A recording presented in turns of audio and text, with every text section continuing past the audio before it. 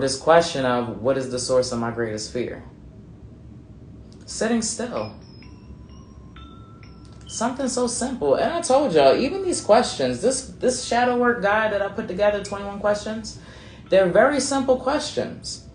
But understand that sometimes there's so much depth and simplicity, especially if you're, you know, a deep soul and a deep thinker. You know what I mean? Like, there's so much depth and simplicity. And so who would think that, you know, part of the source of our greatest fear is the fact that we don't want to sit still because we're going to have to focus. We're going to have to focus on our reality. And maybe our reality is not what we want it to be right now. That's why you don't want to sit still, right? You know, maybe we're not where we want to be at financially, emotionally, you know, maybe with your partner, or if you're in a relationship or a lack of a relationship. You know what I mean? Maybe you just lost somebody. You know, maybe you're contemplating about moving, or maybe you just don't really know what the hell to do. And you're just moving scattered through life. No goals, no journal, no writing nothing down, you know, just trying to wing it out here. You know, and so if we were to meditate and contemplate, that means we got to focus. That means we got to sit and be still, right? If we want to kind of look further into why would meditating and contemplating being part of the source of our greatest fear. Because it's going to make you sit down and look at everything that you are faced with, good and the bad, right? And some of us don't like to sit. Like I said, self-awareness, everybody's not self-aware. That's why there's groupthink. That's why the media is able to control. That's why there's marketing and advertising, and people are easily influenced. That's why we have brand influencers. You know what I mean? So just understand that. Understanding that being self-aware and knowing who you are as a person, and being secure and sound in the choices that you make and decisions that you make and the fashion that you rock and your hair and everything that you do, it takes a secure person. Because group attacks if you don't look or act like them. It's happened my whole life. Trust and believe. Okay? So, you know, it's hard to sit there and focus on them things. You know, it's hard, especially if you're an introvert or you have anxiety already. Who want to sit there and focus on bills? You know, your phone's ringing off the hook from the credit. People keep calling you. You know, they want their money, right? Or whatever other situation is going on that you don't want to focus on. The fact that you and your relationship is not working out, and if y'all don't sit down and talk, it's going to be over. You know what I mean? You're stressing about that. Maybe you're stressing about your kids. You know, maybe there's some things going on in your life, you know, with your children. All this stuff right now, you know, mostly like with the kids and everything, that's kind of happening for me too, right? So trust, we all have things that we have to sit down, and we just really got to meditate and contemplate. You know, start off with goals. Write down all of the things that you got to deal with, right? And then use that in your meditation and your contemplation. You can meditate on that list, you know, to kind of help you, you know, if you want, you know, take one thing at a time and meditate on that. But at some point, we're going to have to focus, and we're going to have to sit down. And you can't be just running back and forth, chaotic, like a chicken with their head cut off forever. You know what I mean? So that's part of it. Again, the question posed for this session is, what is the source of my greatest fear? All right, so we already starting off with not wanting to sit still and focus, not wanting to meditate and contemplate on the things that we need to work on, or the behaviors that we need to change in order to manifest whatever outcome we're trying to achieve, whether it be a relationship, moving, you know, whatever it is, right? It all starts with you wanting to be focused and not just out here moving like crazy, right? How y'all feel about that? What you think about that, right? We do it. I do it all the time. I had literally like, and I have a corporate job. Y'all know that.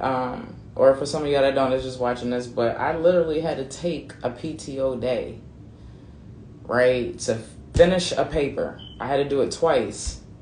to focus. I'm currently in school for my PhD, y'all, for my human services. So everything I do is aligned spiritually, educationally, and on my corporate side. But yeah, I had to take a day so I could focus and regroup. You know what I mean? Like, what's going on here? You know, and sometimes, you know, and on top of the paper, I also took that day to just regroup on everything in life, to just say, let me stop and be still, right? So that's extremely important, especially when you feel like your life is chaotic. It's extremely important to just say, look, I gotta stop moving. You know, just when everything's still moving around you, just stop and breathe, right? Stop and breathe, okay? Where are we going next? This is gonna get interesting. I'm gonna go to essential oils next because they got the trigger statements on them. All right, so now we're gonna get into the sun and the moon. So for the sun, I pulled, and these are my essential oil cards. This is a women's scent. It's blended. It doesn't have a specific scent per se, but it represents soften.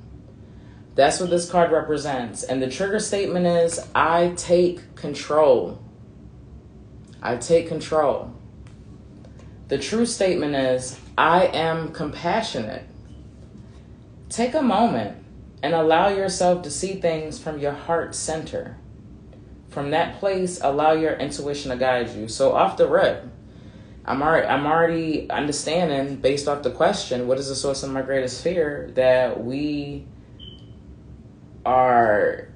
fearful of tapping into that heart chakra. We're fearful of opening up our hearts.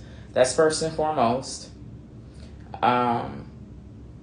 For, you know, this could be for women and men. It's a woman's card, but if we want to look at feminine and masculine energy, you know, feminine energy is soft.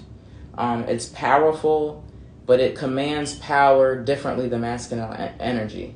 It's persuasive. It's manipulative, so to speak. Not necessarily in a good or bad way. I'm just stating how feminine energy operates, right? And masculine energy is action. It's aggressive. It's action. It's doing, right? So it exerts its power, right? The power is outward, right? Feminine energy should come from within, right? And so I'm learning this as well. You know, every day I just work on just being balanced in my feminine energy, my masculine energy. So this card definitely speaks to me.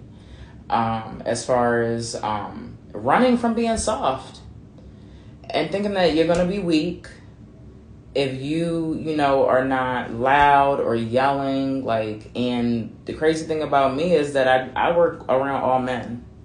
You know, I'm responsible. I'm the boss of all men, right? And so I have to find ways where I don't find myself getting aggressive and acting in a masculine aspect, because I work around all men. I have to maintain my femininity and still maintain my power, right? My power and my control. But I don't do that through trying to take control and force using masculine energy. I do it through compassion. That says, true statement, I am compassionate, right? And the only way that you can do that is to open up your heart chakra, your heart center. You're going to come from a place of love, right? You can't move in feminine energy. I feel like, I mean, there is dark energy, light, you know, feminine energy, but, you know, women are nurturing and we're lovers and we're naturally caregivers, you know what I mean? So it's inevitable. Like, you have to open up your heart chakra, your heart center, if you want to be soft and if you want to move through compassion and you want to be persuasive and be able to get people to do things that you want without having to yell or exert outward force. You know what I mean? So, and when I use terms like manipulative or persuasion, that doesn't necessarily mean it's negative. It's just like if somebody's holding a gun, you know, whoever has the gun is going to make it a bad thing, right? Persuasion and manipulation, you know, there's light attributes and there's dark attributes. You know what I mean? So the next essential oil, and this does have a scent. This is Lang Lang. And I actually love Lang Lang. I actually use these in my products when I used to sell my beauty products. All right. And so this